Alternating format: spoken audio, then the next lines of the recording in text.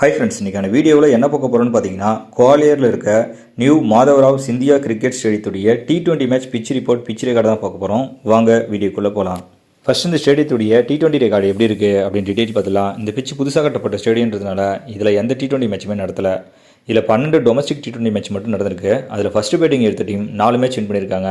Second batting எடுத்த team 8 match win பண்ணியிருக்காங்க. இந்த ஸ்டேடியத்தில் நடக்க போகிற மேட்ச் ஹைஸ்கோர் மேட்சாக இருக்கிறதுக்கு அதிக வாய்ப்பு இருக்குது அப்படின்ற மாதிரி சொல்லியிருக்காங்க. எதனால் அது மாதிரி சொல்லியிருக்காங்கன்னு பார்த்தீங்கன்னா, இந்த பிச்சில் நடந்த 12 டொமஸ்டிக் T20 மேட்ச்சில் 4 மேட்ச் 200+ அடிச்சிருக்காங்க. அது மட்டும் இல்லாமல் இந்த பிச்சில் 180க்கு மேலே அடித்தாலே அது வின்னிங் ஸ்கோராக இருக்கிறதுக்கு அதிக வாய்ப்பு இருக்கும் அப்படின்ற மாதிரி சொல்லியிருக்காங்க. அடுத்து மாதவராவ் சிந்தியா கிரிக்கெட் ஸ்டேடியத்துடைய T20 மேட்ச் பிச் ரிப்போர்ட் எப்படி இருக்குது அப்படின்ற டீட்டெயில் பார்த்துலாம். இந்த பிச்சு வந்து பார்த்தீங்கன்னா பேட்டிங் ஃப்ரெண்ட்லி ஸ்டேடியம் அப்படின்ற மாதிரி சொல்லியிருக்காங்க. எதனால் அப்படி சொல்லியிருக்காங்கன்னு பார்த்தீங்கன்னா, இந்த பிச்சில் நடந்த லேட்டஸ்ட்டாக நடந்த 12 டொமஸ்டிக் மேட்ச்சில் 200+ 4 மேட்ச் அடிச்சிருக்காங்க.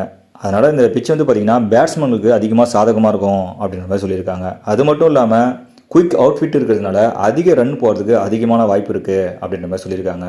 இந்த பிச்சில் ஸ்பின் பவுலர், ஸ்பீட் பவுலர் இவங்க 2 பேருமே ஈவனாக விக்கெட் எடுக்கிறதுக்கு அதிக வாய்ப்பு இருக்கும் அப்படின்ற மாதிரி சொல்லியிருக்காங்க. இந்த பிச்சோடைய டைமென்ஷன் பார்த்தீங்கன்னா, ஸ்ட்ரெயிட்டில் 73 மீட்டர் இருக்குது, லெஃப்ட் ரைட் சைடில் பார்த்தீங்கன்னா 65 மீட்டர் தான் இருக்குது. அதனால் ஹிட்டர்லாம் அந்த பிச்சில் அதிக ரன் அடிக்கிறதுக்கு அதிக வாய்ப்பு இருக்குது அப்படின்ற மாதிரி சொல்லியிருக்காங்க. இது புதுசாக கட்டப்பட்ட ஸ்டேடியம் அப்படின்றதுனால இதனுடைய தன்மையை நம்ம சரியாக கணிக்க முடியல. ஒரு கிரவுண்டு எடுத்துகிட்டோன்னா மொத்தமாக 7 பிச் இருக்கும். அதாவது எடுத்துக்காட்டாக சொல்லணும்னா black soil ground, red soil ground, dusty ground அப்படின்ற மாதிரி பிச் இருக்கும். இந்த கிரவுண்டை பொறுத்து speed bowler, spin bowler, batting இவங்களுடைய அட்வான்டேஜும் மாறும்.